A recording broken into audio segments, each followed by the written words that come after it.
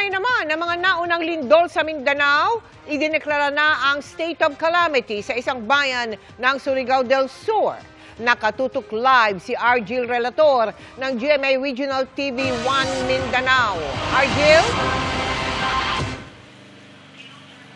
Mel, isinailalim na sa state of calamity ang bayan ng Hinatuan, Surigao del Sur, bunsod ng sunod-sunod na pagyanig. Isa sa mga pinakanapinsalang istruktura, ang tower at kabilang na din dyan ang radar ng Pag-asa Hinatuan Station.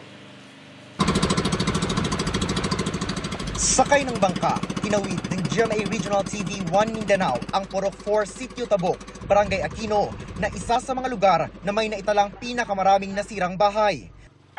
Pagdating roon, bumungad ang naging epekto ng lindol sa mga kabahayan. Nahati din ang bubong ng kanilang covered court. Lisod sab kayo sir nga kanang ingon panato nga way ka suportar gamay bisag nailang gamay mga lansang bagon sa bara. Mga may madawat namo o panalangin okay ra. Ang bahay ni Gina naging daanan na ng mga residente matapos matabunan ng nasirang bahay ang kanilang eskinita. Among panginabuhian, bilyaran na mo sir nga damage, so nagyon niya.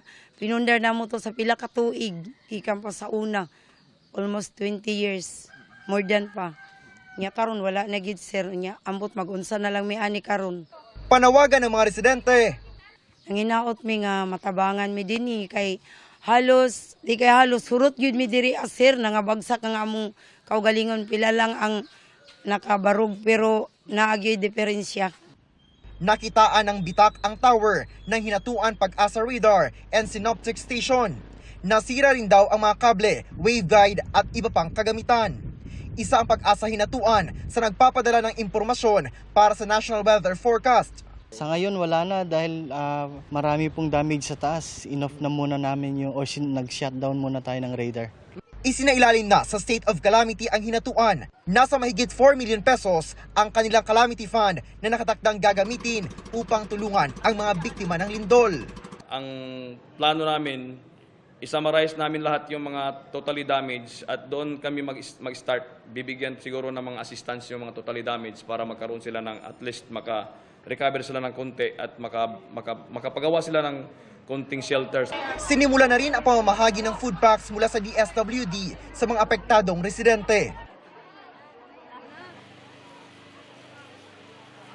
Mel, maliban sa mga aftershock dito sa Hinatuan ay niyanig na naman ng magnitude 5.7 na lindol ang bayan ng Caguait, Surigao del Sur. Kaninang umaga, nagpapatuloy naman ang sinasagawang rapid damage assessment and needs analysis sa naturang bayan.